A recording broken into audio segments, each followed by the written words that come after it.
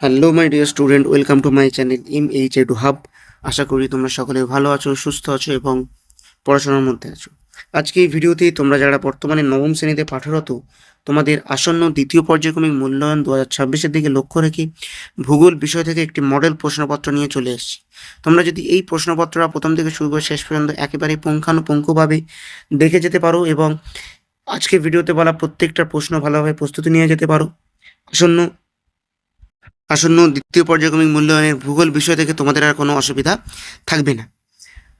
এই ভিডিওতে বলা প্রত্যেকটা প্রশ্ন আমি কিন্তু উত্তর সহ আজকে আলোচনা করেছি, আর সমস্ত প্রশ্নগুলি কিন্তু একেবারে ইম্পর্টেন্ট রেখেছি, একটাও আদার্স আনকমন প্রশ্ন কিন্তু রাখিনি।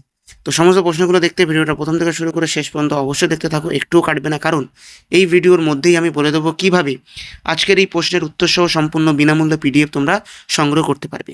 তো চলো আর কথা বাড়াবো না, একেবারে ভিডিওর মূল পর্বে যাব এবং সেখানে সমস্ত প্রশ্নগুলো একে একে দেখে নেব। তবে ভিডিও শুরু করার আগে তোমাদের কাছে আরও একবার আবেদন, ভিডিওটা প্রথম থেকে শুরু করে শেষ পর্যন্ত একটু না কেটে কিন্তু তোমরা দেখবে। তো চলো ভিডিও শুরু করা যাক।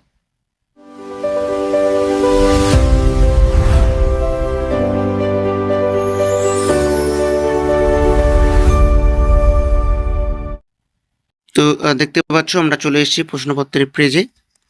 দ্বিতীয় পর্যায়ক্রমিক মূল্যায়ন 2026, বিষয় ভূগোল, পূর্ণমান 40 এবং শ্রেণী নবম।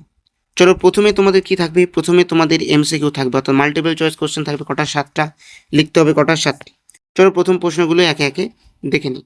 পৃথিবীর সর্বাধিক একের দিকের প্রশ্ন, পৃথিবীর সর্বাধিক আগ্নেয়গিরি দেখা যায়। উত্তর হবে সি, প্রশান্ত মহাসাগরীয় অগ্নিবলয়। দুইয়ের দিকে প্রশ্নটা কি আছে, মরু অঞ্চলের সর্বাধিক কার্যকর আবহবিকার হলো।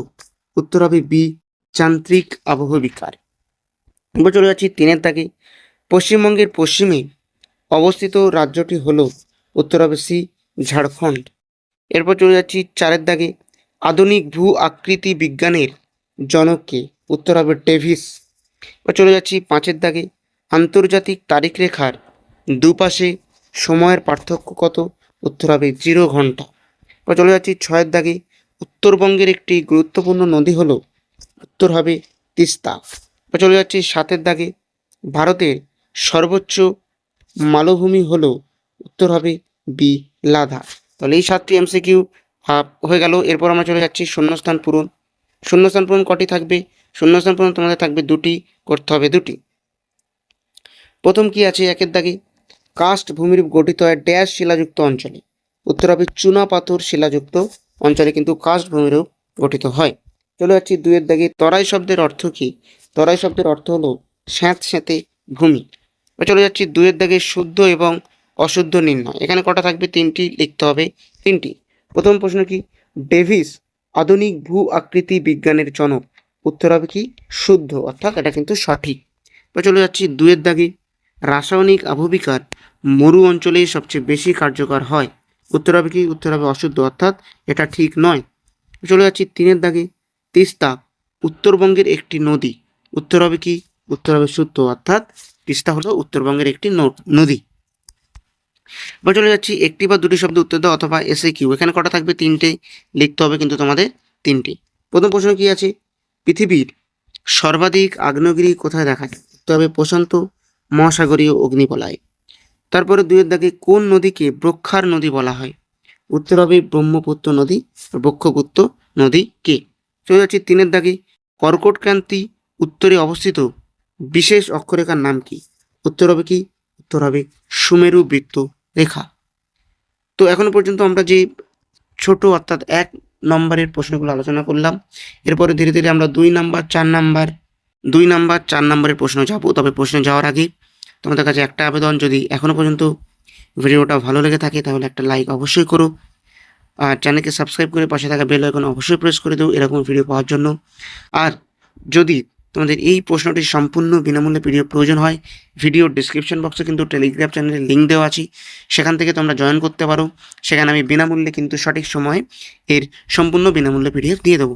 তো চলো এরপরে 3-এর দাগে অর্থাৎ 2 দাগের প্রশ্নগুলো দেখে নিই, 2 নংয়ের প্রশ্নগুলো দেখে নিই। তোমাদের কিন্তু এরপর থাকছে 2 নম্বরের প্রশ্ন। এখান থেকে কটা লিখতে হবে, 4টে লিখতে হবে, 2 নম্বর করে। চলো প্রশ্নগুলো একে একে দেখে নিই। প্রথম প্রশ্ন কি আছে, সমস্থিতিক আন্দোলন কাকে বলে? উত্তর হবে এবং অথবা গন্ডোয়ানা ভূমি কি? অর্থাৎ এই যে অথবা করে দুটো করে প্রশ্ন দেওয়া আছে, তোমাদের যে কোনো একটি করে লিখতে হবে। এবার 2 এর দাগে পৃথিবীর তাপবলয়গুলির অবস্থান উল্লেখ করো অথবা স্থানীয় সময় কিভাবে নির্ণয় করা হয়।